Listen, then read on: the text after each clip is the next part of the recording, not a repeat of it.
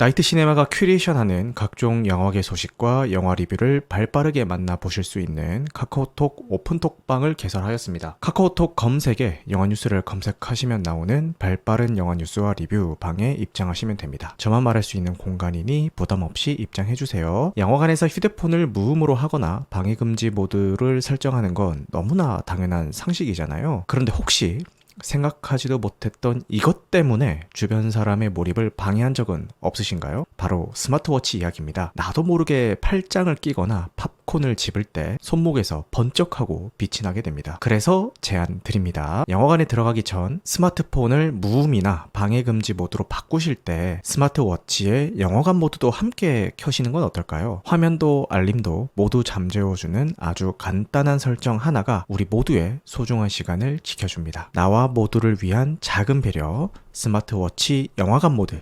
오늘부터 함께 시작해봐요. 이밤의 영화 뉴스와 리뷰를 전해드립니다. 안녕하세요. 우리들의 진짜 영화 이야기 영화로운 밤 나이트 시네마입니다. 2025년 7월 12일 유튜브에서 공개 라이브 방송을 진행하고 있습니다. 캐스트로 들으시는 분들 중에서 바쁘신 분들은 1.2배속이나 1.25배속으로 청취하실 것을 권장드리고요. 유튜브로 시청하시는 분들은 백그라운드 재생으로 음성만 들으셔도 무방합니다. 유튜브 멤버십 구독하시는 분들은 유튜브 뮤직에서 나이트 시네마 검색해서 들으시면은 더 쾌적하게 들으실 수가 있습니다.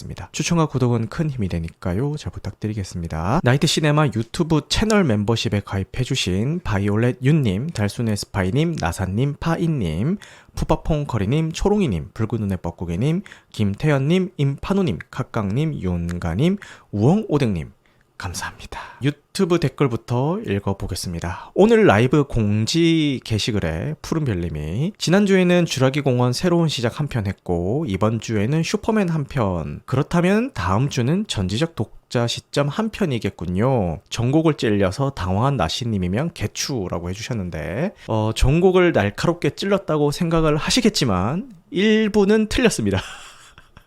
일단 지난주 쥬라기 공원 새로운 시작 한 편 맞죠? 그리고 이번 주는 슈퍼맨 한 편 맞습니다. 맞는 얘기고요. 하지만 전지적 독자 시점은 다다음 주 개봉입니다. 근데 전독씨가 개봉하는 그 다다음 주에는 아마도 말씀처럼 이 전독씨 한 편만 다루게 될 것 같긴 하고요. 다음 주에 뭘 다루게 될지는 솔직히 말해서 저도 잘 모르겠습니다.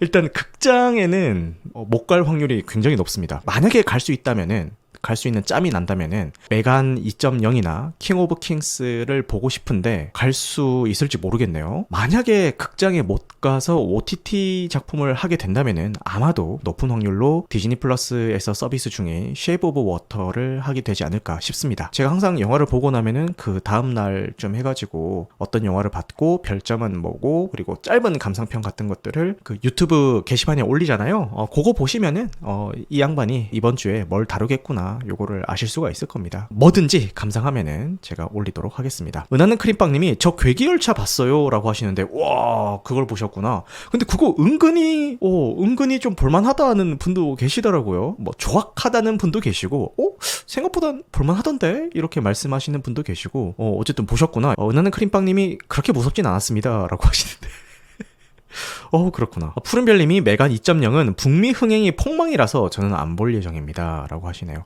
저도 이제 북미 흥행이 폭망인 거 봤는데 그냥 궁금해서라도 아니 대체 이거를 어떻게 뒤틀었을까 이게 궁금해서라도 한 번쯤은 보게 되지 않을까. 제가 세례를 받아서 천주교 신자긴 한데 냉담자거든요. 제가 중고등학교가 천주교 재단이었습니다. 그래서 그 당시에는 토요일도 오전 수업을 하던 그 옛날 옛적이에요. 그런 시절이었는데 저희는 천주교 재단이기 때문에 토요일 오전 수업은 그 교리 수업을 들었어요. 신부님한테. 그러다 보니까 자연스럽게 세례도 받게 됐는데 군대 전역 이후로는 제 의지로는 성당을 한 번도 안 가본 것 같습니다.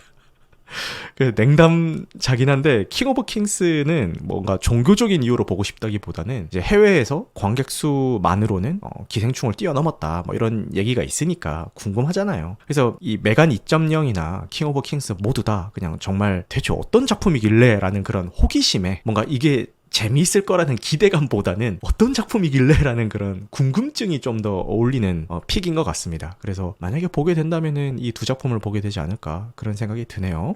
그리고 7월 2주차 영화뉴스 영상에 푸른별님이 머털도사 실사화는 반가운 소식입니다. 이석훈 감독 작품 중에 해적 바다로 간 산적은 재밌게 봤습니다. 그런데 공조2는 개인적으로 최악의 한국 영화 중 한 편이에요. 몇 년 전 추석에 어머니랑 같이 봤던 것 같은데 너무나도 유치한 스토리와 말도 안 되는 진행 때문에 억지로 봤던 기억이 납니다. 저는 머털도사 실사화가 걱정부터 앞섭니다 라고 말씀을 해주셨습니다. 이석훈 감독님에 대한 그 푸른별님의 생각은 저도 충분히 이해가 가는 부분입니다. 해적 바다로 간 산적은 저도 이게 뭐 작품성이 굉장히 뛰어나다 이런 작품은 아니지만 보면서 빵빵 터지면서 그렇게 봤던 기억이 있고, 공조2는 뭐 말씀하신 것처럼 막 최악이야 이까진 아니었지만 그래도 머릿속에 물음표는 있었죠. 이 작품이 이렇게 흥행을 한다고? 아니 이 정도까지 흥행할 작품은 아닌 것 같은데 뭐 이런 물음표는 좀 있었던 그런 작품이라서 저 역시 푸른별님이 어떤 맥락에서 머털도사가 좀 걱정된다라고 말씀하신 건지 좀 공감은 되고요. 은하는 크림빵님이 공조가 추선 특선이었는데 경쟁작이 645랑 늑대사냥이었습니다 라고 말씀을 해주시네요. 645는 저도 별로였고 늑대사냥은 저는 재밌었거든요. 뭐 매 장면이 정말 제 예측을 다 비껴나가는 거예요. 그게 좋은 의미든 나쁜 의미든 간에. 그래서 그런 의외성 때문에 되게 재밌게 봤는데 생각보다 욕을 많이 먹어가지고 조금 씁쓸했던 그런 작품이긴 합니다.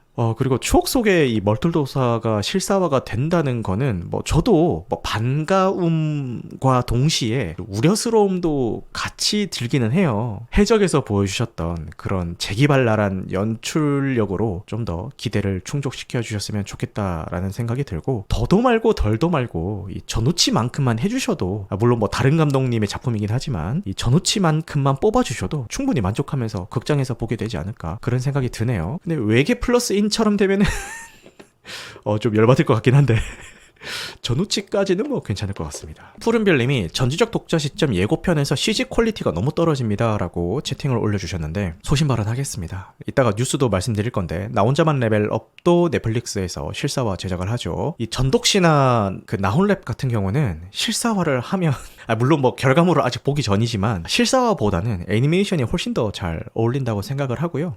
나홀랩은 이미 애니메이션이 나왔죠. 근데 그거를 그 나홀랩 애니메이션을 뭐 진격의 거인이나 이런 귀멸의 칼날 같은 거 보면은 극장판도 제작하고 하잖아요. 뭐 그런 식으로 좀 극장판을 제작을 해줬다면은 뭐 어땠을까 이런 생각이 드는데 뭐 아직 결과물을 본 게 아니기 때문에 뭐 일단 뭐 이런 본격적인 뭐 우려나 이야기에 대해서는 결과물을 보고 난 다음에 이야기하도록 하겠습니다. 그리고 주라기 월드 새로운 시작 영상에 파인님이 이번 작품도 참 별로였지만 메뚜기 파티였던 도미니언보다는 홀라왔습니다 라고 댓글을 남겨주셨습니다. 주라기 월드 도미니언이 메뚜기 파티 맞죠? 그래서 주라기 월드가 아니라 메뚜기 월드가 아니냐 이런 비아냥도 좀 들었고 저 역시도 굉장히 실망했던 작품입니다. 근데 이번 작품도 뭐 아쉬운 점도 있었지만 최소한 전작이었던 도미니언만큼은 아니었다라는 말씀에 저도 동의합니다. 파인님이 또 채팅으로 메뚜기 한입 하실래예? 라고 하는데 이게 참 이 유행어를 만드셨던 분이 사회면에 나기 전까지는 이 드립이 되게 친근하고 친숙하고 되게 재밌는 드립이었는데 상당히 불편한 드립이 되어버렸죠. 한뚝배기 하실래예 이게. 그쵸. 신가님이 주라기는 점점 노잼으로 향해 가는 느낌입니다 라고 하는데 이따가 뉴스에도 준비를 했지만 저 역시도 뭐 상당히 불만이 많은 작품이긴 했지만 그것과는 별개로 역대급 흥행 기록을 써내려가고 있는 뭐 그런 실적입니다. 그러니까 왜 만들겠어요? 돈이 되니까 만드는 겁니다. 그죠? 자, 윤가님도 주라기 노잼이라고 하시네요. 그리고 푸른별님이 회사 생활이 이렇게나 어렵습니다. 조라랑 던컨이 현장에서 갑자기 금액 올려달라고 강짜 부려서 어쩔 수 없이 수긍함. DNA 채취 급해 죽겠는데 던컨 선장은 이게 왜 네 배야? 내 맘이야! 라고 하면서 수십 킬로 돌아가서 가족을 구함. 그 가족은 기껏 살려줬더니 재수없게 생겼다면서 비아냥대고 자꾸 내려달라고 찡찡거림. 그나마 박사는 착한 줄 알았는데 눈치 보면서 조라랑 속닥속닥 되는 게 영 수상함. 임원 한번 대보려고 영업직에서 현장직 지원했는데 외주놈들은 말 더럽게 안 듣고 고집이 엄청 쌤. 마틴의 회사 생활은 오늘도 이렇게 흘러갑니다. 라고 마틴의 서사를 처절한 이 K 직장인의 비애로 풀어주신 댓글 잘 읽었고요. 사실 나쁜 놈이죠. 나쁜 놈이긴 한데 이렇게 읽으니까 또 뭔가 짠한 브이로그 같기도 하고 그렇네요. 네, 센스 있는 댓글 감사합니다. 그리고 닉네임 이응리님께서 지나가다가 눈은 즐겁고 머리는 괴롭다라는 문구에 무릎을 탁 치면서 달려왔습니다. 이것이다 내가 느낀 그것이라고 댓글을 남겨주셨습니다. 이 주라기 월드 새로운 시작 영상 제목에 이끌려서 들어오신 만큼 제 리뷰도 마음에 드셨기를 바랍니다. 이 밖에도 많은 댓글들이 달렸는데 하나같이 좀 실망감을 표하는 그런 댓글이었고요.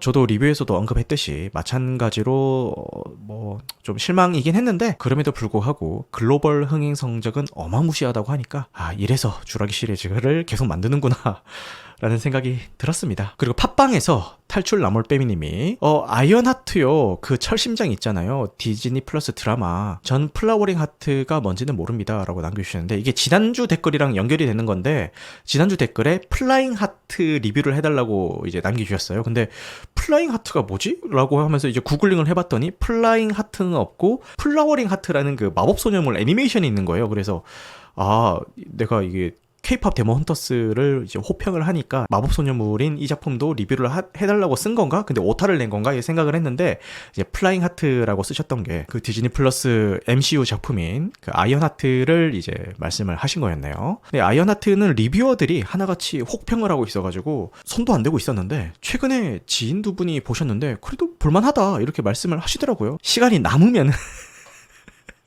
제가 지금 남는 시간은 진격의 거인 보고 있거든요. 지금 2기 다 봐갑니다. 진격의 거인 2기가 이제 끝에 한 2화 정도 남았나? 그 정도거든요. 오늘도 방송 켜기 전에 2기 보다가 이제 방송을 켰는데 남는 시간에 지금 진격의 거인을 보고 있어가지고 아이언하트는 뭐 언젠가는 뭐 보겠습니다. 진격의 거인 다 보시면은 극장판까지 보세요. 개꿀잼입니다. 라고 해주셨습니다. 저희 친척 형이 이사를 해가지고 집들이를 한다고 해서 저희 친척 형제들이 그 친척 형 집에 다 모였어요. 근데 그 친척 형은 아직 싱글입니다. 싱글이어서 좀 편하게 모였죠. 1인 가구니까. 근데 모여서 막 이런저런 얘기를 하는데 그 자리에 이제 모였던 저희 친척 형제들 중에서 진격의 거인이 뭔지도 모르는 제 동생 한 명 있었고요. 저는 이제 막 지금 보고 있는 중이었고 나머지 그 친척 동생들은 진격의 거인을 다 본 거예요. 게다가 푹 빠져서 다 본 입장들인 거예요. 그래서 제가 나 이제 진격의 거인 보고 있다라고 하니까 어디까지 봤어부터 시작을 해가지고 그때부터 막 흥분을 해서 이 진격의 거인이 얼마나 명작인지 최대한 이제 스포일러를 조심해 가면서 막 설명을 해주는데 노래가 얼마나 좋은지 아냐라고 하면서 막 뒤에 배경음악으로 진격의 거인 OST 막 틀어놓고 제가 정확한 리듬은 기억이 안 나는데 뭐 사사게요 뭐 신조 사사게요 뭐 그런 뭐 가사가 있더라고요. 어쨌든 그거 틀어놓고 막 이 자세로 해가지고 같이 야씨 진격의 거인이 3기부터 막 개쩌는데 뭐 세계관이 어떻게 되고 1기에서 네가 봤던 장면 하나하나가 뒤에 떡밥이 다 회수가 되는데 막 엄청 열변을 막 토하는 거예요. 그래서 빨리 보도록 하겠습니다. 뉴비 훅 맞아. 그런 느낌이었습니다. 아마 오늘 방송 끝나고 이제 인코딩 하면서 2기를 다 보게 되지 않을까 그런 생각이 드네요. 예, 댓글은 여기까지 읽도록 하겠습니다. 그리고 근황 토크인데요. 오늘 다룰 작품이 하나밖에 없다 보니까 근황 토크를 조금 많이 하도록 하겠습니다. 챗 GPT한테 요즘 유행하는 프롬프트가 뭐냐 하면은 이제 나에 대해서 아는 것을 바탕으로 나를 맹렬하게 비난해줘라는 그 프롬프트를 영어로 입력했을 때 그 출력 결과가 굉장히 신랄하게 나오거든요. 제가 그거를 챗 GPT한테 입력을 했을 때 나온 결과 중에 일부를 좀 공유를 해보겠습니다. 야, 너는 진짜 영화 보고 감상문 쓰는 기계냐? 뭔 영화 하나 보면은 리뷰가 석사 논문이야. 감독보다 더 깊이 파헤치고 배우보다 감정 더 느끼고 평론가보다 말이 더 많아. 네 글을 보고 있으면은 감독이 네 리뷰를 읽고 내가 이런 의도로 만들었었나?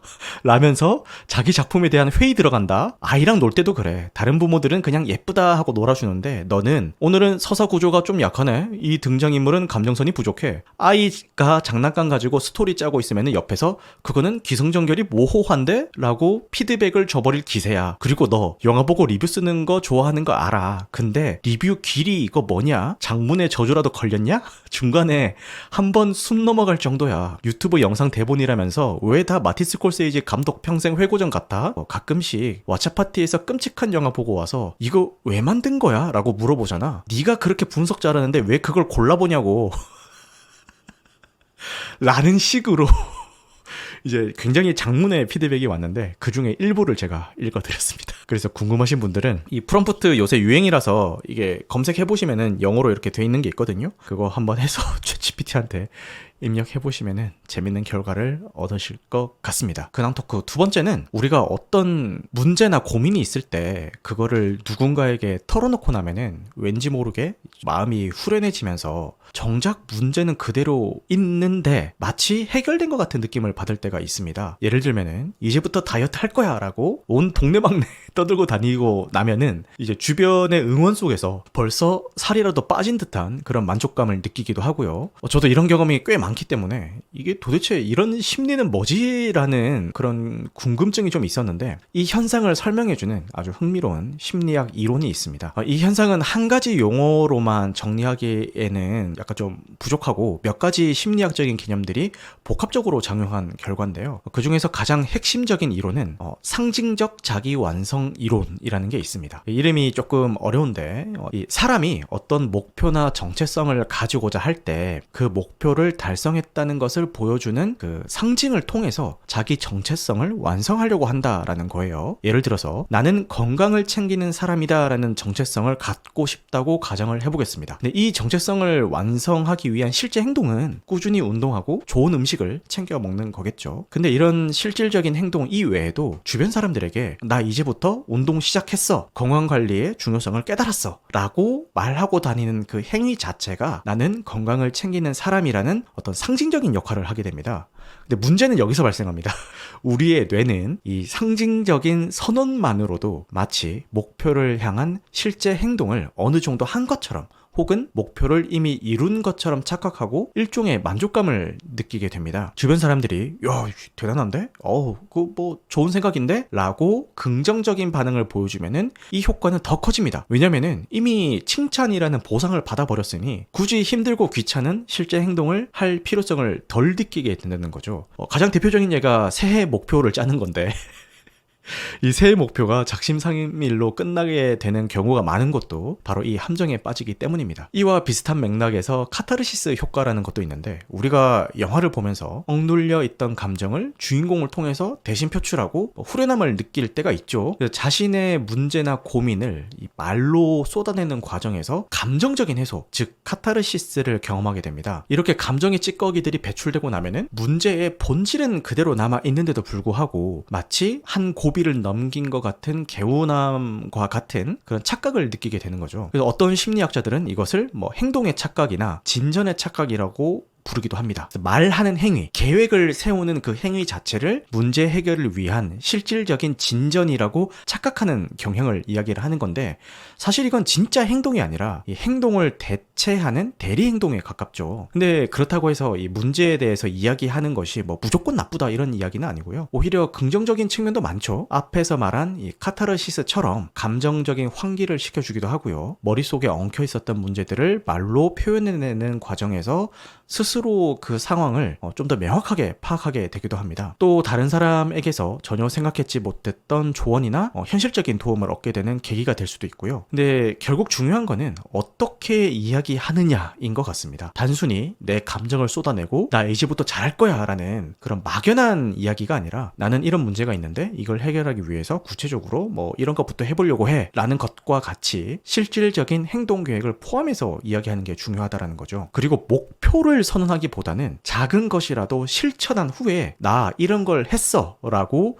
그 결과를 공유하는 것이 동기부여에는 훨씬 더 효과적이라고 합니다. 그래서 정리하자면은 문제에 대해서 이야기하는 것만으로 해결된 듯한 착각이 드는 현상은 우리의 뇌가 이 말하는 행위를 상징적인 자기 완성의 과정으로 받아들여서 섣부른 만족감을 느끼기 때문입니다. 이는 실질적인 행동력을 떨어뜨릴 수 있는 심리적인 함정이 될 수가 있습니다. 그래서 우리가 이런 얘기를 하는 이유는 이런 심리 현상을 우리가 알고 이해하는 것만으로도 같은 실수를 반복하지 않고 좀 더 현명하게 자신을 이끌어 나가는데 도움이 될 거라고 생각을 해서 이렇게 얘기를 하고요. 이 글을 쓰게 된 이유도 사실 제 스스로에게 하는 이야기이기도 합니다.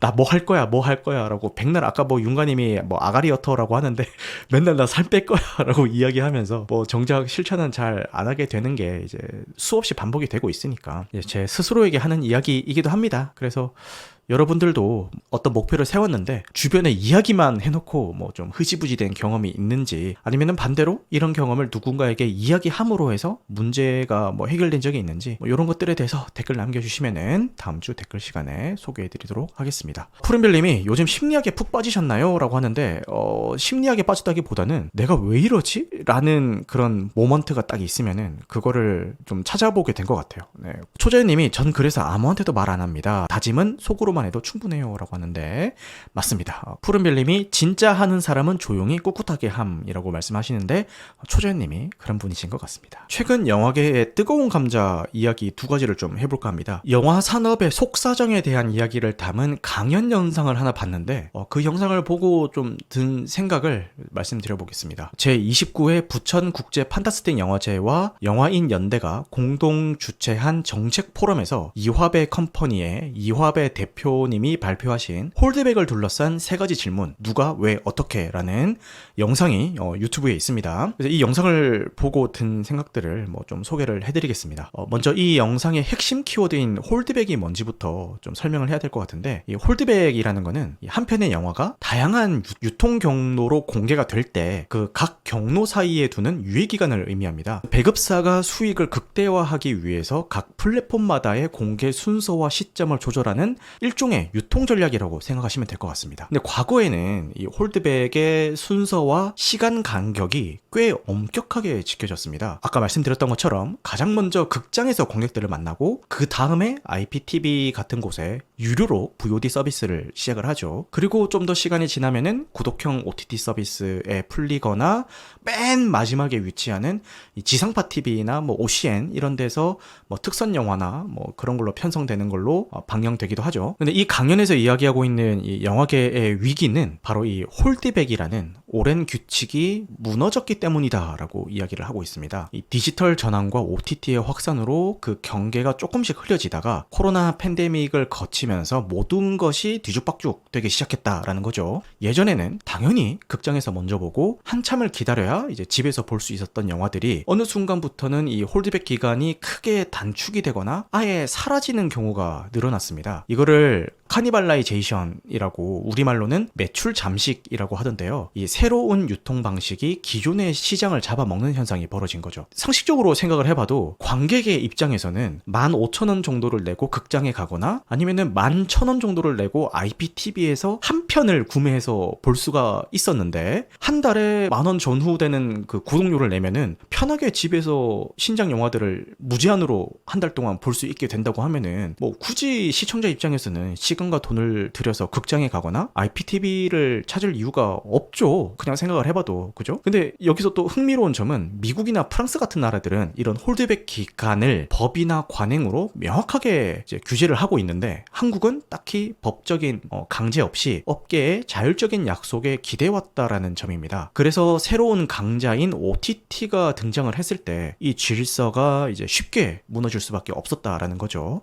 근데 이 지점에서 여러 단체들의 각자의 상황이 생기는데요. 먼저 배급사는 이 모든 상황의 중심에 있습니다. 수익 극대화와 시장 질서 유지라는 두 가지 목표 사이에서 이제 고민하고 있는 입장이고요.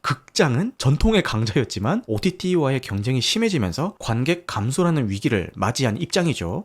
그리고 IPTV는 그동안 극장 다음으로 영화 매출의 이제 큰 부분을 차지해온 핵심적인 유통창구였는데 OTT의 공세에 밀려서 설 자리를 잃어가고 있습니다. 그리고 OTT는 빠른 컨텐츠 확보와 독점 공개를 통해서 신규 가입자를 유치하는 것이 과제겠죠. 그리고 제작사는 좋은 영화를 만들어도 유통 시스템이 흔들리게 되면은 투자금을 회수하기 어려워지고 이제 배급사와의 협상력도 악화될 수 있는 가장 불안한 위치에 있습니다. 근데 그렇다면은 이 위기의 상황을 어떻게 해야 될까? 이제 여기 대해서 강연에서 마지막에 이야기를 하고 있는데 배급사들은 자율적으로 합의체를 구성해서 질서를 회복하고 극장은 상영 기간을 확대해야 되고 IPTV는 영화 투자 등으로 역할을 강화해야 된다. 라고 이야기를 하고 있습니다. 또 제작사는 유통 정책을 감시하고 정부는 정책적으로 지원을 해야 된다라고 강조하고 있습니다. 여기까지가 이 영상에서 주로 다루는 그런 내용인데 영화 산업의 복잡한 문제를 설명하고 모두가 이 문제를 해결해야 된다라는 메시지를 던지는 강연으로 저는 봤고요. 근데 이 강연을 보고 나서 몇 가지 의문점이 머릿속을 떠나지가 않더라고요. 그러니까 이 발표자의 주장이 영화 산업을 걱정하는 마음에서 나왔다라는 점은 충분히 공감을 하지만 과연 이 사람의 이야기했던 이런 해법들이 현실적인가에 대해서는 좀 더 생각해 볼 지점도 있어 보입니다. 가장 먼저 배급사들의 내부 합의라는 그 해법이 과연 가능할까라는 생각이 듭니다. 그러니까 각자의 이익을 위해서 치열하게 경쟁하는 회사들이 과연 공공의 이익을 위해서 자율적으로 뭉쳐서 합의를 이루고 또 그거를 끝까지 지켜나갈 수 있을까요? 특히 자본의 규모가 다른 여러 회사들 사이에서 모두가 만족할 만한 공정한 합의를 도출하는 것은 정말 어려운 일입니다. 이게 너무 이상적인 해법이 아닌가라는 생각이 들기도 하고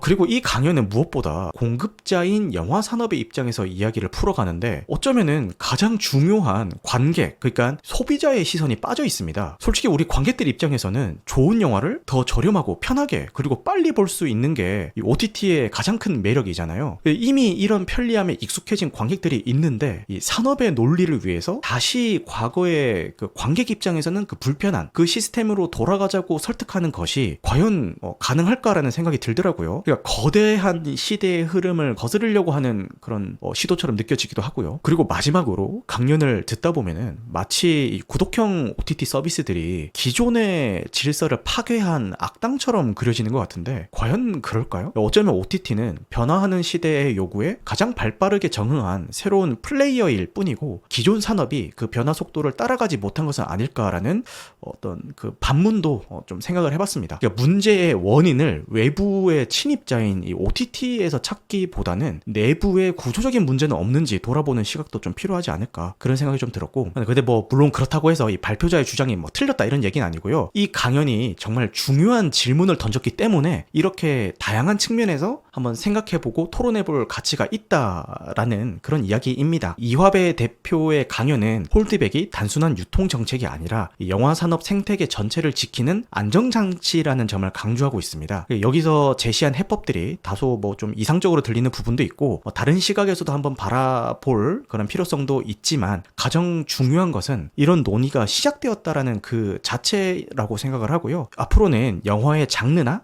제작 규모에 따라서 홀드백을 유연하게 적용하는 그런 전략이 필요할 수도 있겠고 여러 가지 방법들이 있겠죠. 그래서 이런 고민과 토론들이 모여서 우리 영화 산업이 좀 더 건강하고 지속 가능한 방향으로 나갈 수 있는 길을 찾기를 바라봅니다. 이게 진짜 다양한 입장들이 존재를 하기 때문에 저도 정답이 뭔지는 참 모르겠습니다. 근데 제가 여기서 아까 반론도 이야기하고 했는데 근데 저 사람이 틀린 말 했어 이게 아니라 이처럼 다양한 관점에서 봐야 된다 그런 얘기를 한 거고 이것에 이어서 같은 채널에 올라온 이 스크린 독과점 vs 스크린 상한제라는 그 영상도 있었는데 그것도 좀 소개를 드려보겠습니다. 최근 극장 상영 시간표를 보고 특정 영화 하나가 대부분의 상영관을 차지하고 있어서 다른 영화를 보고 싶어도 볼 수 없었던 경험이 다들 한 번쯤은 있었을 것 같습니다. 이게 바로 스크린 독과점 문제인데요. 2019년은 한국 영화의 황금기라고 불러도 좋을 만큼 되게 좋은 시절이었습니다. 근데 팬데믹을 거치면서 극장 시장은 크게 위축이 되었고 2024년에는 결국 OTT 시장의 규모를 역전당하는 상황까지 발생을 했죠. 실제로 우리나라의 극장 시장 회복률은 전 세계 주요 10개국 중 최하위 수준이라고 합니다. 이런 위기의 원인 중 하나로 이 스크린 독 독과점을 꼽고 있습니다.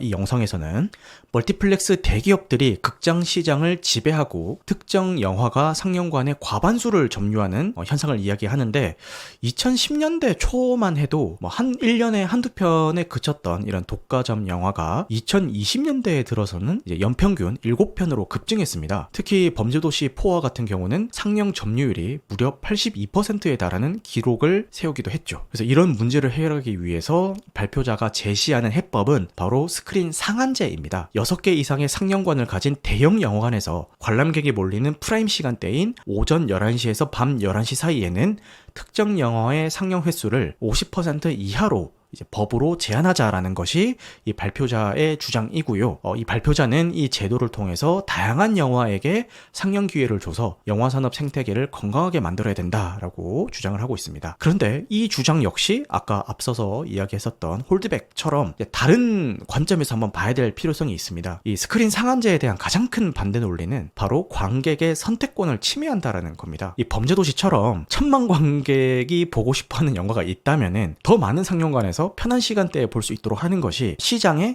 당연한 역할이다라는 그런 주장이고요. 인기 있는 영화를 보고 싶은 관객이 오히려 불편을 갖게 되는 역차별이 발생할 수도 있다라는 그런 우려겠죠. 그래서 여기에 대해서 발표자는 현재의 독과점이 관객의 순수한 수요보다는 배급사의 공급 논리에 의해서 결정되는 측면이 크다라고 지적을 합니다. 또한 50% 상한선이 있어도 오전 11시부터 밤 11시까지 50%이기 때문에 조조나 심야 시간대까지 다 포함을 하면은 실제 점유율이 70에서 80%까지 가능해지기 때문에 관람에 큰 지장을 주지 않을 것이라고 발표자가 반박을 했습니다. 그래서 장기적으로는 다양한 영화가 상영되는 환경이 관객의 저변을 넓히는 길이다라는 그런 주장인 거죠. 지금 쿠조쿠조님이 좋은 얘기를 해주셨는데 이 두 번째 비판이 이 쿠조쿠조님이 말씀해주신 저 점과 맞닿아 있습니다. 수요가 높은 영화에 더 많은 상영관을 배분하는 것은 자본주의 시장의 기본 원리라는 그런 비판입니다. 이를 정부가 법으로 인위적으로 막는 것은 산업의 활력을 떨어뜨릴 수 있다라는 거죠. 극장 입장에서도 당장 수익이 보장된 영화 대신에 다른 영화를 의무적으로 상영해야 되는 케이스가 생기니까 만약에 이 상한제가 도입이 된다면은 어느 정도의 손실을 감수해야 된다라는 현실적인 문제도 있습니다. 근데 여기에 대해서 또 발표자는 현재 시장이 공정하게 작동하지 않는 기울어진 운동장이라고 표현을 합니다. 상한제는 시장을 위축시키는 게 아니라 오히려 2위, 3위 영화의 이런 중소규모의 영화들이 최소한의 경쟁을 할 수 있는 토대를 마련해 줘서 산업 전체에 긍정적인 영향을 줄 것이라고 주장을 합니다. 또 한미 FTA 위반의 우려도 있는데 영화는 유보사항으로 명시되어 있어서 위반 가능성은 낮다라고 설명을 하더라고요. 그래서 사실 아까 홀드백 문제처럼 스크린 상한제 문제도 이 각자의 논리가 팽팽하게 맞서는 복잡한 문제고요. 발표자는 이 문제를 해결하기 위해서 스크린 상한제를 미디어 홀드백, 아까 이야기했었던 이 극장 개봉 후에 다른 플랫폼의 공개까지의 기간을 규제하는 것과 연계해가지고 이 프랑스처럼 영화 발전 기금을 통한 자동 지원 제도를 마련해야 된다라고 이야기를 하더라고요. 그래서 단기적인 수익과 장기적인 산업의 건강성, 관객의 즉각적인 만족과 잠재적인 선택권 확대라는 그 가치가 좀 충돌하고 있는 것 같은데 이것도 사실 쉬운 문제는 아닌 것 같습니다.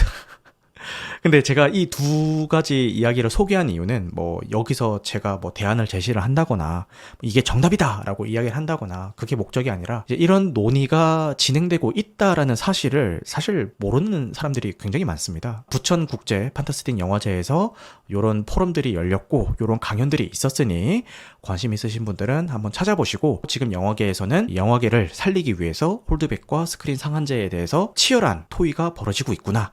요 정도만 이해를 하셔도 제가 오늘 이 시간을 할애를 해서 여기에 대해서 설명드린 게 굉장히 보람될 것 같습니다. 자, 이제 개봉 영화 소개로 가보겠습니다. 첫 번째 영화는 우리의 영원한 소년 탐정입니다. 명탐정 코난 시리즈의 극장판 명탐정 코난 척안의 잔상이 개봉합니다. 매년 여름 우리를 찾아오는 반가운 손님인 코난이 이번에는 설산을 배경으로 화이트아웃 미스테리 액션이라는 장르로 돌아왔습니다. 10개월 전 발생한 의문의 눈사태와 총격 사건, 그리고 그 중심에 있는 기억의 복원이라는 심리적인 요소가 이번 추리의 핵심이라고 하는데요. 특히 이번 극장판에서는 나가노 현의 양만호, 유이, 타카아키, 이 3명의 경찰 3인방이 극장판 사상 처음으로 주연을 맡아서 코난과 함께 사건을 이끌어 나간다고 하니 기존 팬들에게는 특별한 선물이 될 것 같습니다. 일본에서는 시리즈 최단 기간 100억엔 흥행을 돌파한 이 작품은 자막과 더빙 버전이 동시에 개봉되니까요. 취향에 맞게 선택해서 보시면 될 것 같습니다. 두 번째 작품은 K 애니메이션의 위상을 세계에 알린 장성호 감독과 모팩 스튜디오의 킹 오브 킹스입니다. 한국의 기술력으로 탄생한 이 애니메이션이 북미에서 먼저 개봉해서 800억 원이 넘는 흥행을 기록했다니 정말 또 펄럭하죠. 네, 영국의 대문호 찰스 디킨스가 아들에게 들려주는 예수 그리스도의 삶을 다룬 이 영화는 101분의 러닝타임 동안 온 가족이 함께 볼 수 있는 감동을 선사합니다. 최신 3D 엔진 기술을 사용한 영상미는 물론이고 목소리 연기진이 정말 화려한데요. 오리지널 버전에서는 케이스 브레너, 오스카 아이작, 우마 서먼 같은 명배우들이 참여했고 우리말 더빙에는 이병헌, 진성규, 이한희 배우가 참여를 했습니다. 전체 관람가 등급이고요. 아이들과 함께 보기에도 좋다고 하니까 가족끼리 주말에 좋은 시간 가지면 좋을 것 같습니다. 세 번째 영화는 서늘한 긴장감 속으로 우리를 초대하는 신재민 감독의 미스테리 스릴러 커미션입니다. 내가 그린 그림이 현실의 살인사건이 된다면? 이라는 섬뜩한 설정에서 출발하는 영화인데요. 천재 작가 언니에게 열등감을 느끼던 웹툰 작가 지망생 단경이 다크웹에서 한야군이라는 익명의 의뢰인에게 그림 커미션을 받으면서 벌어지는 사건을 그립니다. 약 100분간의 시간 동안 주인공의 불안함과 죄책감을 따라가면서 손에 땀을 쥐게 만든다라고 하는데요. 드라마의 명가 펜 엔터테인먼트의 첫 영화이고요. 그리고 부천과 브뤼셀 국제 판타스틱 영화제에 초청받으면서 작품성을 인정받았다라고 합니다. 메가박스에서 단독 개봉한다고 하니까 근처 상영관을 미리 확인해 보시면 좋을 것 같습니다. 네 번째는 한층 더 강력하게 업그레이드 되어서 돌아온 그녀, 제라드 존스톤 감독의 메간 2.0입니다. 전편의 히로인 앨리슨 윌리엄스와 바이올렛 맥그로우가 그대로 돌아와서 반가움을 더하는데요. 파괴된 줄 알았던 메간의 기술을 도용한 군수산업체에 의해서 탄생한 새로운 AI 로봇 아멜리아라는 강력한 라이벌이 등장합니다. AI 대 AI의 대결이라는 이 세계관 속에서 전편의 공포를 넘어서 SF 액션 스릴러를 보여줄 예정이라고 하는데 전작의 빌런이 속편의 아군으로 등장한다라는 그 측면에서는 많은 사람들이 터미네이터 2를 이야기하던데 어떻게 장르를 비틀었을지 개인적으로는 기대가 됩니다. 러닝타임은 119분이고요. 15세 이상 관람가 등급이고 호러맨과 블룸하우스와 제임스 완 사단이 다시 뭉쳤다라고 합니다. 전작에서 메간 댄스가 굉장히 유행이 됐었는데 이번 작품에서도 비슷한 댄스가 나온다고 하고요. AI 시대의 윤리에 대한 질문까지 던진다고 하니까요. 궁금하신 분들은 보시면 좋을 것 같습니다. 메간 1편이 지루했다라고 은하는 크림빵님이 말씀하시는데 저는 뭐 그럭저럭 볼만했습니다. 메간 폭스는 안 나옵니다. 메간 폭스는 안 나오고요. 마지막으로 소개해드릴 영화는 이와이 슌지 감독의 스왈로우 테일 버터플라이입니다. 1996년 작품이고요. 감각적이면서도 세련된 영화라고 하네요. 그래서 요번에 재개봉을 하게 됩니다. 돈이 전부인 가상의 도시 엔타운에서 살아가는 이방인들의 이야기를 그리고 있고요. 이토 아유미, 차라 와타베 아츠로 등 이 배우들의 인상적인 연기와 영화 전체를 감싸는 몽환적인 영상미가 일품이라고 합니다. 특히 가수 차라가 직접 부른 OST는 많은 사랑을 받았다 라고 하네요. 상영 시간은 147분이고요. 청소년 관람 불가 등급입니다. 사람들이 이와이 슌지 감독을 다크 슌지와 화이트 슌지가 있다라고 이야기를 하죠. 이 화이트 슌지가 만든 작품이 러브레터, 4월 이야기 이런 작품들이고 다크 슌지가 만든 작품이 릴리 슈슈의 모든 것 그리고 이번 재개봉작인 스왈로우 테일 버터플라이 요런 작품이다라는 이야기가 있습니다. 그래서 러브레터나 4월 이야기의 분위기를 기대하신다면 좀 당황하실 수도 있는데 그럼에도 이와이 슌지 감독의 팬이라면 놓치지 않길 바라겠습니다. 푸른별님은 이미 예매했다라고 하는데 푸른별님이 상반기 결산을 하셨을 때 베스트로 꼽으셨던 작품들이 모두 재개봉작이었죠. 그래서 과연 이번 작품도 베스트 작품에 낄 수 있을지 한번 지켜보도록 하겠습니다. 그리고 영화 뉴스입니다. 유튜브가 오는 7월 15일부터 수익 창출 정책을 크게 바꿉니다. 바뀌는 정책의 핵심은 인공지능 목소리나 짜집기 영상처럼 사람의 노력이 거의 들어가지 않은 소위 말하는 양상형 저품질 컨텐츠는 더 이상 수익을 낼 수 없게 한다라는 겁니다. 낫이 아웃이라고 하는데 눈치채셨나요? 전 지금 AI가 하고 있는 건데 저 지금 AI입니다. 눈치채셨나요? 생각보다 눈치가 빠르시네요. 지금 저는 AI입니다. 네, 사람이 아닙니다. 네, 어쨌든 똑같은 형식이나 내용을 반복하거나 다른 사람의 자료를 별다른 해설이나 창의적인 편집 없이 그대로 가져다 쓰는 영상들이 여기에 해당하고요. 만약 이런 컨텐츠들을 올리면은 유튜버 파트너 프로그램에서 아예 퇴출될 수도 있다라고 하니까 관련 채널을 운영하시는 분들은 긴장하셔야겠네요. 근데 뭐 무조건 인공지능 기술을 썼다라고 해서 막는 건 아니고요. 이 AI를 활용했더라도 창작자 본인의 뭐 독창적인 해설이나 분석 아니면 창의적인 편집처럼 의미 있는 인간의 손길이 더해진다면은 괜찮다라고 합니다. 유튜브가 저품질 컨텐츠의 범람을 막고 진정한 창작자들을 보호하기 위해서 칼을 빼든 것으로 보이고요. 이건 그냥 근거 없는 제 뇌피셜인데 이제 와서 이런 정책을 시행하는 이유는 이제는 충분히 저품질 양산형 컨텐츠에 대한 데이터를 유튜브가 학습했기 때문에 이제서야 이런 정책을 도입한다라는 그냥 제 뇌피셜입니다.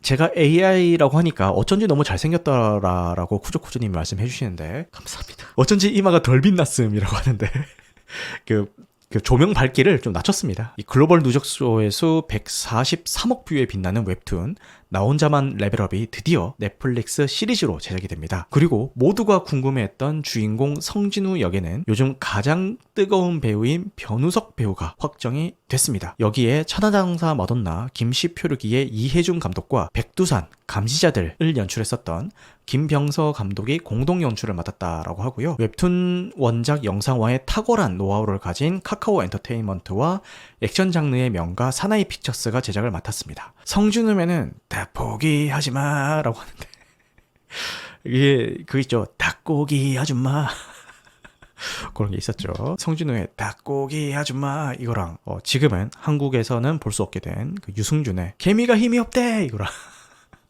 뭐 그런 시리즈가 몇 개 있었죠. 여러분들은 올해 극장에서 영화 몇 편이나 보셨나요? 이번 소식은 조금 무거운 마음으로 전해야 될 것 같습니다. 한국 영화계가 21년 만에 최악의 상반기를 보냈다라는 소식입니다. 올해 상반기 극장가의 성적표가 나왔는데요. 1000만 영화 0편, 500만 영화 0편, 손익분기점을 넘긴 영화 6편 입니다. 상반기 전체 관객 수는 약 4,250만 명으로 파묘와 범죄도시 4라는 두 편의 1000만 영화가 있었던 작년의 같은 기간에 비해서 무려 2천만 명이나 줄어들었고요. 코로나 시기를 제외하면은 영화관 입장권 통합 전산망이 집계를 시작한 2004년 이후 21년 만에 최저치라고 하니까 그 심각성이 느껴집니다. 올해 최고 흥행작이 미션 임파서블과 야당인데 이마저도 작년 흥행 6위였던 원카의 성적에도 미치지 못합니다. 더 충격적이었던 것은 올해 개봉한 전체 582편의 영화 중에서 손익분기점을 넘긴 작품이 야당, 히트맨2, 승부, 검은수녀들, 말할 수 없는 비밀, 신명 이 작품이라는 겁니다. 비율이 고작 1%에 불과하다라는 사실입니다. 물론 희망이 없는 건 아니죠. 영화평론가들은 전지적 독자 시점, 판타스틱4 같은 이런 기대작이 쏟아지는 여름 성수기가 중요한 기점이 될 거라고 이야기를 하고요. 연말에 개봉할 주토피아2나 아바타 불과제에 대한 기대감도 여전합니다. 업계에서는 극장가의 노력만으로는 부족하고 한국 영화 지원 펀드 활성화나 정부의 적극적인 정책 지원이 절실하다라고 목소리를 높이고 있는데 이런 어려운 상황 속에서 가뭄에 단비가 뜬 소식도 있습니다. 어려움을 겪었던 우리 영화계에 드디어 귀한 자금이 수혈된다라고 합니다. 지난 7월 4일 국회에서 추가 경정 예산안이 통과가 되면서 영화계에도 활력이 돌게 됐습니다. 가장 반가운 소식은 예산 폐지 논란으로 존폐기로에 섰던 서울 독립영화제에 4억 원의 지원금이 복원되었다라는 점입니다. 사실 이 예산안이 국회 심의 과정에서 잠시 보류되었다는 소식이 들려와서 영화인들의 가슴을 철렁하게 만들었는데요. 이렇게 감액 없이 통과된 것은 매우 이례적인 일이라고 합니다. 많은 영화인들과 관객들의 간절한 목소리가 만들어낸 값진 결과라고 할 수가 있겠죠. 서울독립영화제 측은 이 예산을 상금과 제작 지원을 늘리고 관객 이벤트를 확대하는 등 창작자와 관객에게 혜택을 돌려주겠다라고 밝혔습니다. 또한 여름 극장가를 살리기 위한 271억 원 규모의 영화 할인 쿠폰 사업도 통과가 됐습니다. 1인당 6,000원 할인 쿠폰 쿠폰 2매를 받을 수가 있고 오는 7월 25일경부터 9월 3일까지 사용할 수 있다고 하니까 올여름 기대작들을 좀 더 가벼운 마음으로 즐길 수 있기를 바라보겠습니다. 참고로 과거에 진행했었던 유사 사업에서 영화 할인 쿠폰은 99%가 넘는 높은 사용률을 보인 반면 공연이나 미술 전시 쿠폰은 집행률이 저조했는데요. 이런 점에서 이번 추경에서 영화 쿠폰에 더 많은 예산이 배정되었다라고 하네요. 네, 다음은 1세대 토종 OTT의 쓸쓸한 소식입니다. 영화 팬들의 보물창고로 불리고 있는 왓챠가 생사의 기로에 섰습니다. 왓챠의 전환사채 투자사 중 한 곳이 법원에 기업회생 절차 개시를 신청했다라고 합니다. 2021년 왓챠는 상장을 기대한 투자사들로부터 490억 원 규모의 투자를 유치했지만 넷플릭스를 비롯한 거대 해외 OTT 공세 속에서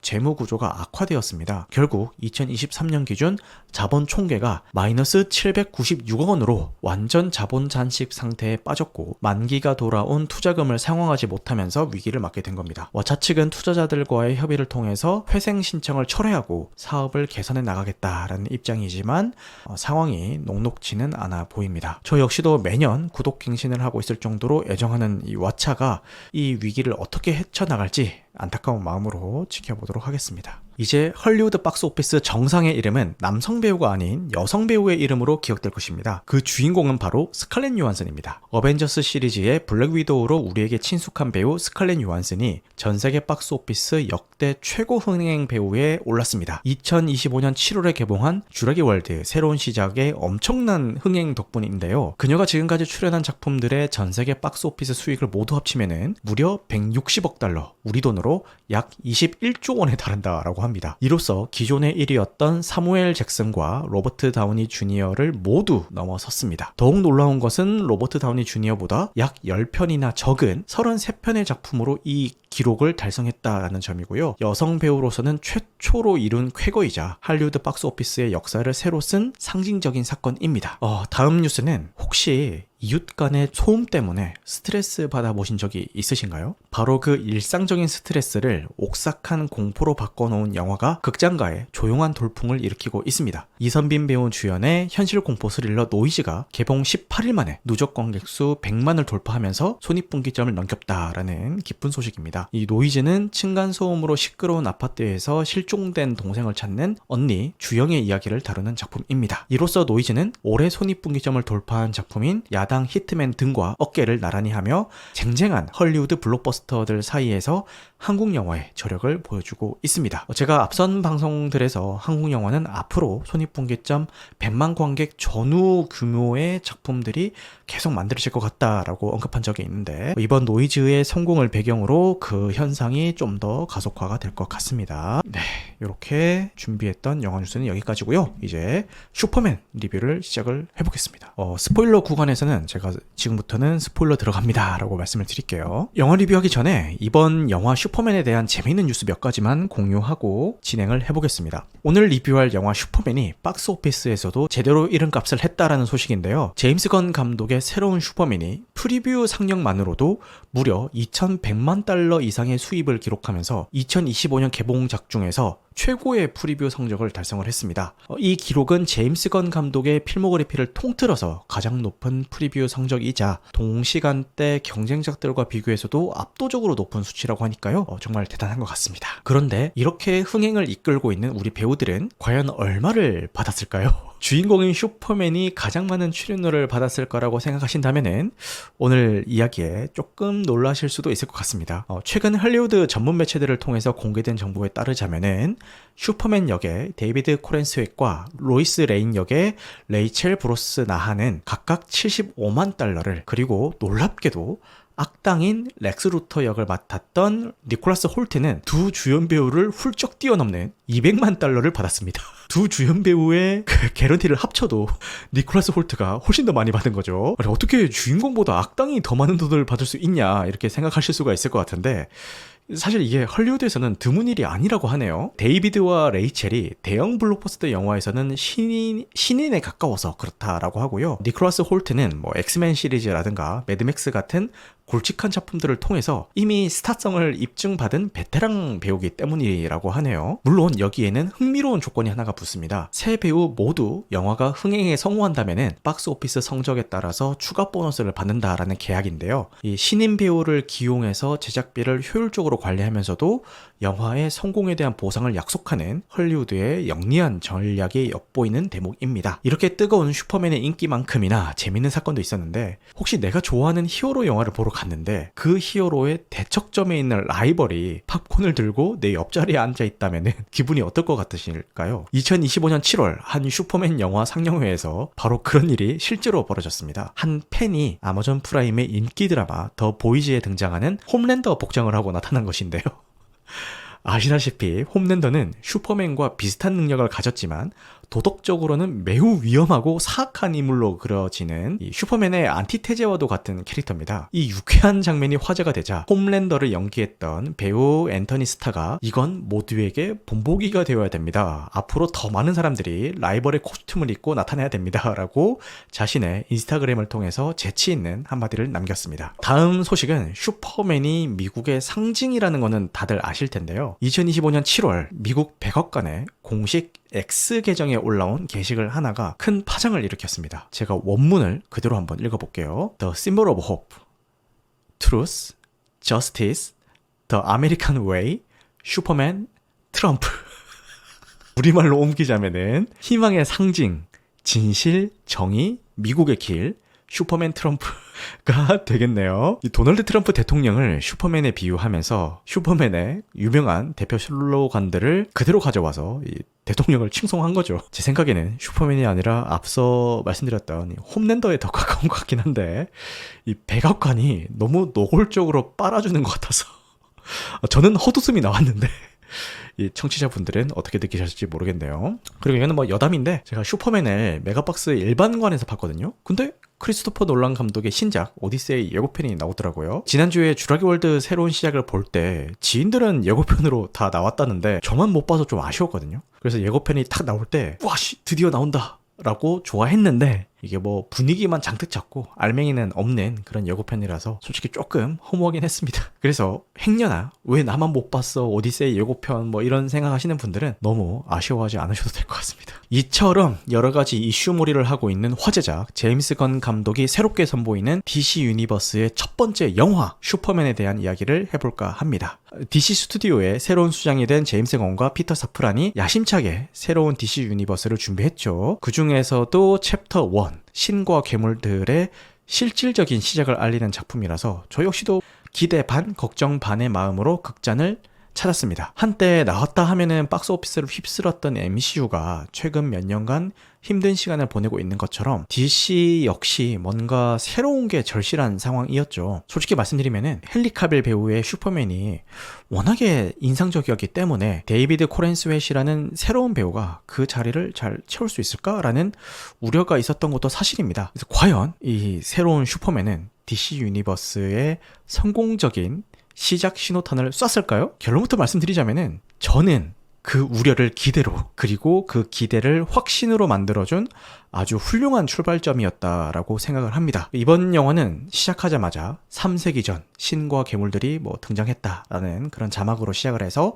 뭐 30년 전, 30분 전, 3분 전 이런 식으로 시간을 빠르게 압축하면서 슈퍼맨의 기원을 요약해서 보여줍니다. 이미 많은 사람들이 알고 있는 서사를 과감하게 생략해버리고 본론으로 바로 들어가는 이런 영리한 선택 덕분에 영화의 속도감이 굉장히 빨라진 느낌이라서 영화 시작과 동시에 기대감이 확 생기더라고요. 가장 먼저 이야기하고 싶은 것은 역시 새로운 슈퍼맨 데이비드 코렌스웨트 배우에 대한 부분인데요. 제가 예전에 이 트위스터스라는 영화를 보면서 야, 저 배우 진짜 슈퍼맨처럼 생겼다라는 생각을 막연하게 했었는데, 트위스터스를 보고 나와서 검색을 해보니까 이미 그 당시에 이제 슈퍼맨에 캐스팅된 상태였더라고요. 그리고 시간이 흘러서 실제로 이렇게 슈퍼맨이 되어 스크린에 나타나니까 감회가 새로웠습니다. 제가 이 고전 영화 슈퍼맨은 보지 못해 못해서 감히 뭐 그 시절에 옛날 그 슈퍼맨 시리즈와는 뭐 비교를 한다거나 평가를 한다거나 그러지 못하겠고, 이게 제가 본 최초의 슈퍼맨 영화가 이제 헨리 카빌의 맨 오브 스틸이라서 이제 거기서부터 이야기를 좀 해보자면은, 헨리 카빌의 슈퍼맨은 진짜 천하무적의 느낌이 있잖아요. 그러니까 아무리 악당들이 접해도 긁힌 상처 하나 나지 않을 것 같은 그런 이미지와, 어떤 위기가 닥치더라도 이 애니메이션 원펀맨처럼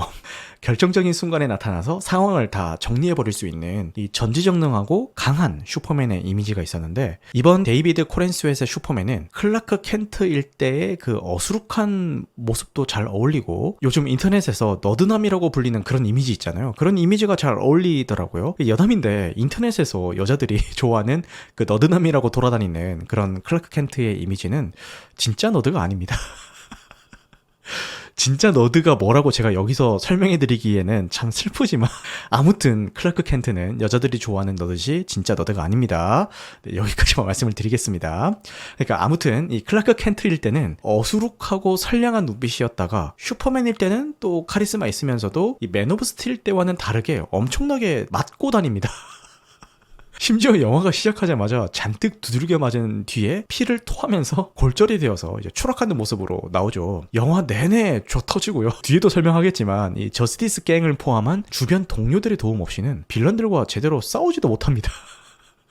여기서 이제 호불호가 한번 갈리는 것 같은데, 이게 무슨 슈퍼맨이냐, 나의 슈퍼맨은 이렇지 않아, 헨리 카벨의 슈퍼맨 다시 내놔라, 뭐 이런 목소리도 있고, 저처럼 맨날 슈퍼맨 한번 나타나면 다 끝나버리는 그 구조는 지금 시대에는 좀 맞지 않는 것 같다. 원작 설정과는 좀 다르게 능력을 어느 정도는 너프를 시키더라도 새로운 이 DC 유니버스라는 큰 그림에 맞는 이 새로운 캐릭터로 재탄생시킨 게 오히려 앞으로 어떻게 전개될지에 대한 그런 기대감을 심어주기에는 충분했다 라고 생각하는 사람도 있더라고요. 그러니까 한동안 이 충무로에 젊은 주연급 배우가 부족하다 이런 우려가 있었는데, 헐리우드 역시 뭐 비슷한 고민이 있었을 것 같아요. 근데 이 데이비드 코렌스웨트 같은 배우의 등장은 정말 다행스러운 일이다 라는 생각이 들었습니다. 그리고 제임스 건 감독의 가장 큰 장기라고 할 수 있는 부분이죠. 개성이 뚜렷한 여러 캐릭터들을 한데 모아놓고도 전혀 산만하지 않게 그 앙상블을 만들어내는 게 장기인데, 이 가디언즈 오브 갤럭시나 더 수어사이드 스쿼드에서 이미 그 장기가 증명이 됐었죠. 근데 이번 슈퍼맨에서도 어김없이 빛을 발합니다. 이 영화에는 슈퍼맨 말고도 뭐 미스터 테리픽, 호크걸, 그린랜턴 같은 수많은 메타휴먼들이 등장을 합니다. 그러니까 시사회 초반 후기에서는 영화상에서 이 캐릭터들에 대한 설명이 부족해서 이 캐릭터들에 대한 사전 정보 없이 보게 된다면은 마치 어벤져스 멤버들의 개별 영화를 보지 않고 바로 어벤져스를 보는 것 같은 그런 어색함을 좀 받게 될 수도 있다, 뭐 이런 비판도 있던데, 근데 막상 제가 영화를 보고 나니까 전혀 그렇지 않았습니다. 오히려 각 캐릭터들의 능력과 특징을 군더더기 없이 명확하게 이제 보여주면서 사전 지식이 없는 관객도 이야기를 따라가는데 전혀 무리가 없게끔 설계되어 있다라고 저는 생각이 들더라고요. 제가 뭐 호크걸이 뭔지 뭐 미스터 테리픽이 뭔지 아예 모르거든요. 제가 방송에서 여러 번 언급한 건데, 영화든 뭐든 그 작품에서 보여주는 것만으로도 관객이 충분히 즐길 수 있어야지, 그 작품을 보기 위해서 뭐 사전에 뭔가를 공부를 해야 되고 그래야지만 즐길 수 있는 작품은 개인적으로 좋은 작품이라고 생각을 안 합니다. 오히려 사전 정보 없이도 재밌게 볼 수 있어야 되고, 작품을 보고 나서 관객이 자발적으로 더 깊이 알고 싶다라는 생각에 찾아보게끔 만드는 작품이 이제 좋은 작품이라고 생각을 하는데, 저는 이번 작품이 이제 후자의 케이스라고 생각을 하고요. 아무 정보 없이도 재밌게 볼 수 있었고, 보고 난 뒤에 호크걸은 뭐지? 미스터 테리픽은 어떤 캐릭터지? 뭐 더 알아보고 싶은 생각이 생기더라고요. 그래서 캐릭터 이야기를 조금 더 해보자면은, 레이첼 브로사 나한 배우가 연기한 로이스 레인 역시 매력적이었습니다. 진실을 향해서는 물불을 가리지 않는 기자로서의 모습도 멋있었고, 위기에 처한 슈퍼맨을 위해서 저스티스 갱을 설득하러 가는 강단도 있고, 심지어 미스터 테리픽과 함께 렉스 루터 일당들이 있는 곳에 직접 찾아가기도 하죠. 여담인데 이 장면에서 미스터 테리픽이 본인의 이 소형 드론들을 여러 대 날리면서 펼치는 1대다 전투 장면이 나오거든요. 근데 이 액션 장면이 이거 좀 익숙한데? 라고 생각을 했더니, 이 가디언즈 오브 갤럭시에서 욘두가 휘파람을 불면서 이제 1대다 전투를 벌이는 장면이 있는데, 그 장면과 묘하게 좀 겹치는 기분이 들더라고요. 아무튼 여기서 묘사하는 로이스 레인은 단순히 뭐 슈퍼맨의 연인이다 이런 역할보다는 로이스 레인 그 자체의 주체적이고 능동적인 인물로 새롭게 그려냈다라는 생각이 들어서 더 매력적으로 느껴졌습니다. 그리고 이 영화의 진짜 신 스틸러를 꼽으라면은 많은 분들이 망설임 없이 슈퍼맨의 정확히는 슈퍼걸의 반려견인 크립토를 이야기할 것 같습니다. 단순히 귀여운 마스코트 역할을 하는데 그치지 않고 영화 속에서 여러 가지 활약을 펼치는데 강아지의 사랑스러운 어떤 본능과 슈퍼파워가 결합이 돼서 때로는 웃음을 주기도 하고 때로는 결정적인 순간에 슈퍼맨을 돕기도 합니다. 특히 부상당한 슈퍼맨이 도와달라고 크립토를 부르니까 도와주기는커녕 크립토 딴에는 이제 놀아달라고 하는 행동인데 결과적으로는 슈퍼맨을 마구 밟아버리는 그런 장면이 나오거든요. 근데 이 장면은 제임스 건 감독이 실제로 자신의 반려견 오즈에게서 겪었던 경험을 유쾌하게 녹여낸 그런 디테일이라고 하더라고요. 그리고 이번 작품의 빌런인 렉스 루터에 대한 이야기도 빼놓을 수가 없는데 렉스 루터는 압도적인 신체 능력을 가진 그런 빌런은 아니고요. 천재적인 지능과 치밀하게 짜여진 시스템으로 슈퍼맨을 위협하는 존재로 나옵니다. 이 슈퍼맨의 모든 것을 분석해서 행동을 예측하고 대응하는 시스템이나 포켓 유니버스 같은 설정들은 렉스 루터가 얼마나 위험한 존재인지를 명확하게 보여주더라고요. 그래서 이 렉스 루터 개인이 빌런이라기보다는 렉스 루터가 구축해 놓은 그 시스템 자체가 하나의 거대한 빌런처럼 느껴지던데 그런 면에서는 기존 슈퍼히어로 영화 속 빌런들과는 또 다른 매력을 보여줬습니다. 그리고 마지막에 이 크립토에게 내팽겨 쳐지는 그런 장면이 나오는데 어벤져스에서 헐크에게 패대기 당하던 로키도 좀 생각이 나더라고요. 그래서 상황에 따라서 비장함과 경쾌함을 자유자재로 오가는 다채로운 장면들이 지루할 틈을 주지를 않더라고요. 그래서 앞서 말씀드린 미스터 테리픽의 액션 장면 같은 것들도 좋게 말하면은 오마주고 나쁘게 말하자면은 자기 복제일 수도 있겠지만 저는 여전히 스타일리시하고 경쾌하게 느껴져서 좋았습니다. 그리고 지금부터는 영화에서 반전 요소로 다루고 있는 내용들을 다룰 예정이기 때문에 스포일러 경고를 드리고 진행을 해야 될 것 같습니다. 그래서 혹시나 스포일러에 민감하신 분들은 이후의 이야기는 영화를 보신 후에 들으실 것을 권장드리겠습니다. 이 영화가 정말 제가 좋았던 이유는 단순히 액션이 화려하다, 매력적인 캐릭터들이 나온다 이런 게 아니라 무엇이 영웅을 만드는가라는 그런 질문을 던졌기 때문이고요. 슈퍼맨은 자신을 낳아준 크립톤 부모의 메시지가 사실은 지구 정복을 위한 것이었다는 사실을 알고 혼란에 빠집니다. 바로 그때 슈퍼맨을 길러준 지구인 아버지가 이런 조언을 해주죠. 부모는 자식이 어떤 사람이 될지 결정할 수 없다. 네가 한 선택과 행동이 바로 너 자신을 만드는 거다. 이 대사는 핏줄이나 타고난 운명이 아니라 주체적인 선택과 선한 의지가 진정한 영웅을 만든다라는 그런 메시지로 보였습니다. 조금 부끄러운 얘기인데 저는 이 대사가 나오는 장면에서 주책맞게 눈물이 막 흐르더라고요. 너무 감동적이어가지고.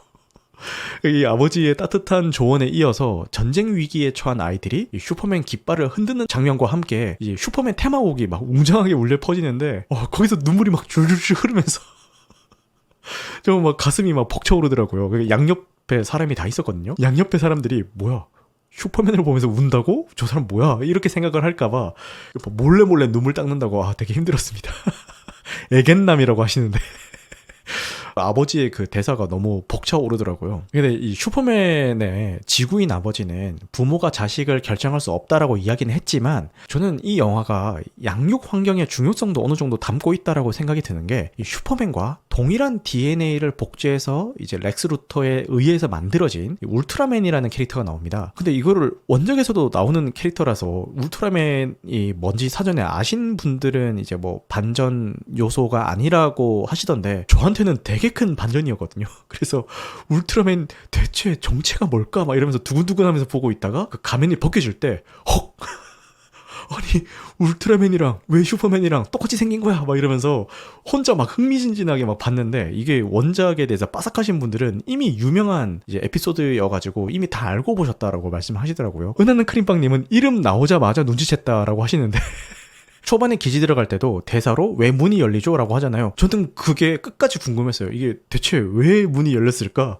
그러니까 뭔가 기술력으로 페이크를 줬나? 이 정도 생각까지는 했는데 그게 똑같은 DNA를 가진 사람이 있었을 거라고는 생각을 못했죠. 초재현님도 그 부분에서 헉하긴 했습니다. 초재현님도 원작 모르고 보셨죠? 원작 모르고 본 사람끼리 반갑습니다. 어쨌든 이 두 존재는 똑같은 유전자를 가졌지만 어떤 부모 밑에서 어떤 가치를 배우면서 어떤 선택과 행동을 하며 자랐느냐에 따라 영웅과 악당이라는 정반대의 길을 걷게 되죠. 이거는 본성보다는 양육이 한 개인의 정체성을 형성하는데 얼마나 결정적인 영향을 미치는지를 보여주는 것 같았습니다. 어떻게 보면은 일본 만화 드래곤볼이 슈퍼맨 서사를 차용한 것처럼 보이기도 하더라고요. 그러니까 고향 행성이 파괴된 주인공이 지구로 보내지게 되고 지구에서 훌륭한 보호자를 만나서 선한 마음을 가지고 자라게 되고 사실은 본인 종족이 다른 행성의 종족들을 지배하는 목적을 가진 종족이었다는 것을 성장 후에 알게 되지만 결국은 지구인의 편에 서서 싸우게 되는 이 세계관 최강자를 그리게 된다라는 이 서사가 완전 카카로트 서사와 슈퍼맨 서사가 똑같더라고요. 근데 슈퍼맨의 설정이 더 먼저 나온 거니까 이 드래곤볼이 슈퍼맨의 설정을 차용한 거겠죠, 아마도. 그리고 사회 비파적인 메시지도 은근슬쩍이 아니라 아주 대놓고 담아놓고 있던데, 포켓 유니버스에 존재하는 원숭이 댓글 부대가 이제 처음 나왔을 때는 상영관 전체가 빵 터졌는데 이게 웃으면서도 씁쓸함이 막 몰려오더라고요.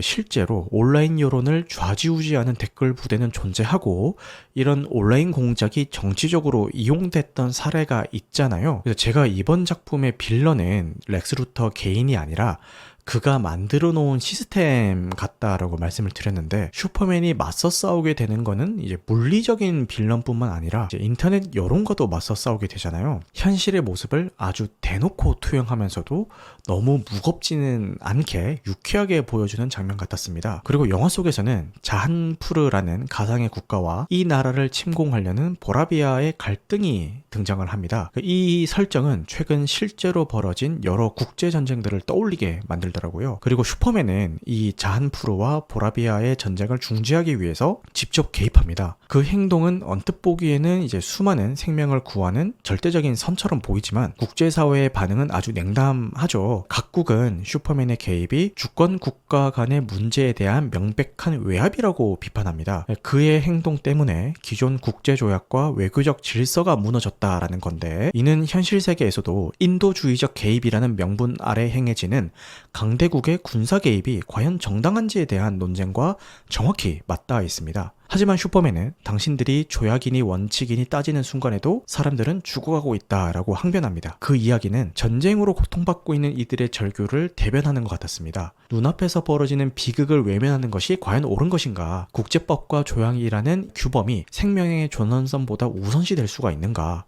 그래서 영화는 명확한 해답을 제시하기보다는 슈퍼맨의 선택과 그로 인해서 발생하는 국제적인 파장을 통해서 관객들에게 무엇이 옳은가를 고민하게 만듭니다. 이처럼 제임스 건의 슈퍼맨은 단순한 선과 악의 이분법적인 대결이 아닌 옳은 일이란 무엇인가에 대한 질문을 던지는 작품으로도 보였습니다. 정리하자면은 슈퍼맨은 지구인 입장에서는 이방인이었던 슈퍼맨이 지구의 일원으로 성장하게 되는 영웅의 성장사이면서 동시에 앞으로 펼쳐질 DC 유니버스의 청사진을 성공적으로 제시한 작품이라고 생각합니다. 희망과 인간성에 대한 따뜻한 시선을 잃지 않으면서도 제임스 건 특유의 유머와 개성 넘치는 캐릭터, 그리고 다채로운 액션을 잘 조화시켰습니다. 영화의 마지막에 등장한 밀리 엘콕의 슈퍼걸은 아주 짧은 순간에도 강렬한 인상을 남기면서 2026년에 개봉할 슈퍼걸 우먼 오브 투모로우에 대한 기대감을 가지게 만들었습니다. 이 DC 유니버스의 새로운 챕터를 여는 이 만족스러운 첫걸음이 앞으로 또 어떤 멋진 이야기들로 이어질지 벌써부터 기대가 됩니다. 혹시 이 영화를 보신 분들이 계신다면은 여러분들의 생각은 어떠셨는지 댓글로 자유롭게 남겨주시면 감사하겠습니다. 푸른별님이 미국이 스스로를 바라보는 모습이 슈퍼맨, 세계에서 미국을 바라보는 모습은 배트맨이라고 말씀을 해주시네요. 댓글로 이제 탈출 나물빼미님이 슈퍼맨 나시님의 후기 영상 올라오면은 저의 개인적인 감상을 올릴게요. 일단 저는 무난하게 봤고요. 액션과 부금, 배우나 배경 비주얼은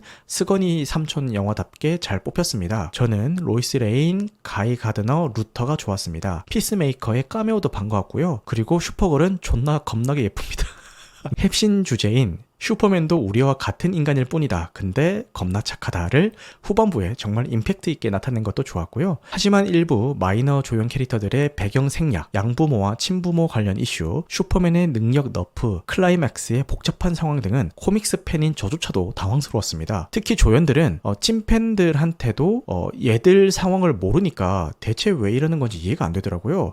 솔직히 이 부분은 진짜 실망했습니다. 하지만 이런 단점들에도 불구하고 이번 영화는 무너져가던 DC의 새 시작을 알리는 정말 괜찮은 영화였습니다. 마치 시민들을 구하기 위해 큰 위험을 감수하고 전장으로 뛰어드는 슈퍼맨처럼 별점 테러를 맞으면서도 프랜차이즈의 살 길을 찾아준 고마운 슈퍼맨 그 자체의 영화였네요. 근데 흥행은 못할 것 같아요 라고 말씀해 주셨는데, 앞서 설명드린 것처럼 다행히 글로벌 기준으로는 흥행을 하고 있는 것 같습니다. 그리고 푸른별님은 슈퍼맨 재밌게 잘 봤습니다 라고 하시는데, 지금 채팅 올려주신 거 보면은 스건이 형 스그나이 잘 뽑았다 이 말이야 라고 하면서 재밌게 보신 것 같네요. 그리고 신가님도 잭 스나이더의 신화를 흉내내는 양아치가 아니라 진짜 신화에서 나온 영웅상을 보여줬습니다 라면서 극찬을 하셨고요. 파랑1님은 제임스 건 슈퍼맨들의 출연진 개런티라고 합니다 라고 하는데, 요거 아까 제가 앞서서 영화 뉴스로 소개해드렸죠. 이거 보니까 한국 배우들의 출연료 거품이 심하다고 하는 게 어느 정도인지 이해가 됩니다. 요즘 넷플릭스도 그래서 일본 쪽에 많이 투자한다고 하더라고요 라고 말씀을 주셨습니다. 요렇게 오늘 준비한 내용은 여기까지고요. 제가 아까 잠깐 뭔가 읽고 난 다음에 좀 목소리가 조용해졌죠. 뭐냐면은 오늘 저희 애가 저랑 자고 싶다고 해서 저랑 애는 이제 안방에서 잘 예정이고, 제가 방송하고 있는 바로 옆방인 저희 애 방에서 와이프가 자고 있는데, 와이프가 카톡으로 시끄럽다고 와이프가 카톡으로 시끄럽다라고 메시지를 보내놨네요. 그래서 그 메시지를 읽자마자 제가 조용히 이야기하고 있었습니다. 절대 그것 때문에 방송 빨리 끝내는 건 아니고요. 진짜 준비한 게 여기까지입니다. 오해하시면 안 됩니다. 네, 늦은 시간까지 함께 해주셔서 감사하고요. 오늘 방송한 내용은 편집 과정을 거쳐서 유튜브와 각종 팟캐스트 플랫폼에 업로드될 예정입니다. 무편집본은 유튜브 멤버십 월 1990원 혹은 팟빵에서 건당 300원에 청취가 가능하십니다. 영화 같은 밤 되시길 바라겠습니다. 감사합니다.